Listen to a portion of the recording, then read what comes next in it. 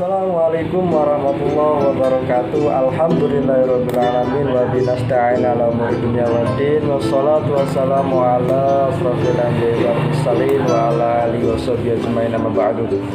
Perkenalkan, nama saya Irfan Rusmana, kelas G, NIM 2021 143243. Program Studi Pendidikan Guru Sekolah Dasar Fakultas Keguruan dan Ilmu Pendidikan Universitas PGRI Palembang.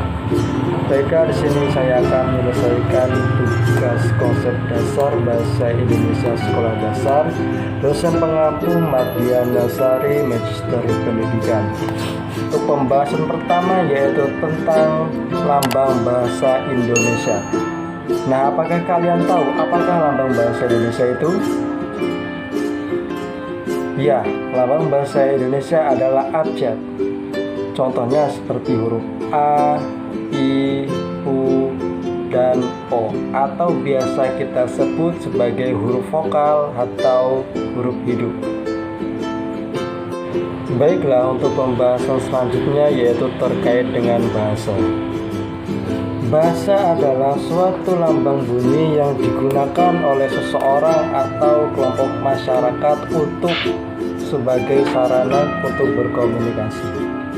Di Indonesia banyak sekali ragam-ragam bahasa yang terdapat di setiap daerahnya. Contohnya seperti bahasa Jawa, bahasa Sunda, bahasa Bali, bahasa Palembang, bahasa Medan, dan sebagainya.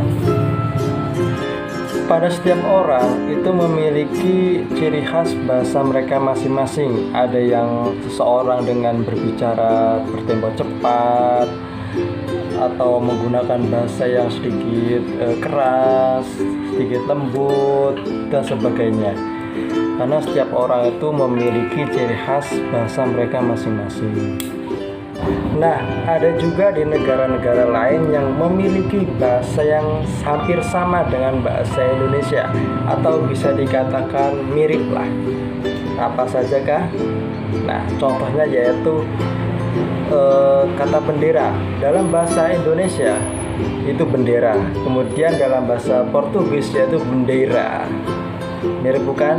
Nah, selanjutnya dalam bahasa Indonesia sepatu, dalam bahasa Portugis sapato.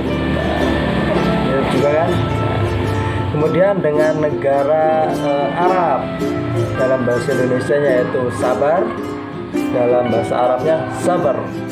Kemudian salasa dalam bahasa Arab, selasa dalam bahasa Indonesia. Nah, mirip bukan?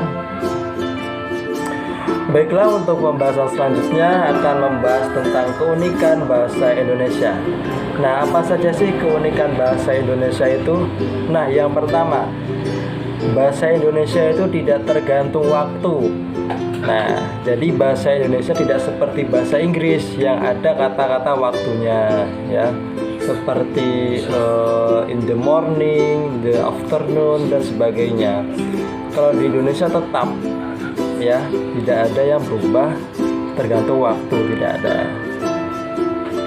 Nah, kemudian yang kedua, keunikan yang kedua yaitu tidak tergantung jenis kelamin.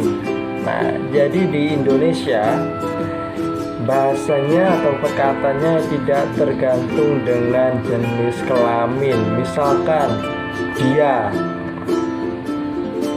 dalam bahasa Inggris itu harus menyertakan laki-laki atau perempuan. Misalkan she, dia perempuan, he, dia laki-laki. Nah, kalau bahasa Indonesia itu tidak, tetap dia. Nah, baiklah, untuk keunikan yang ketiga yaitu bahasa Indonesia tidak tergantung kelas sosial atau kasta sosial. Nah, jadi bahasa Indonesia adalah bahasa yang umum digunakan semua penduduk di negara Indonesia tanpa mengenal kasta sosial.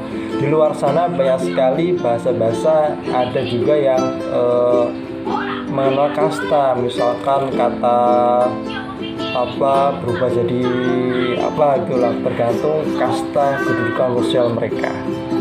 Nah, Kemudian keunikan yang selanjutnya yaitu bahasa Indonesia tidak berubah makna jika dipanjangkan atau dipendekkan. Nah, jadi bahasa Indonesia ini tetap ya, walaupun dipanjangkan, walaupun dipendekkan, maknanya tetap. Misalkan kata makan, makan, nah, tetap artinya tetap makan, tetap memasukkan makanan ke dalam mulut. Nah, berbeda dengan bahasa Arab, di mana mereka itu panjang pendeknya bisa merubah arti ya. Jadi di Indonesia ini, bahasa Indonesia ini tidak berpengaruh makna jika salah satu katanya dipanjangkan. Nah, baiklah, demikianlah pembahasan tentang bahasa.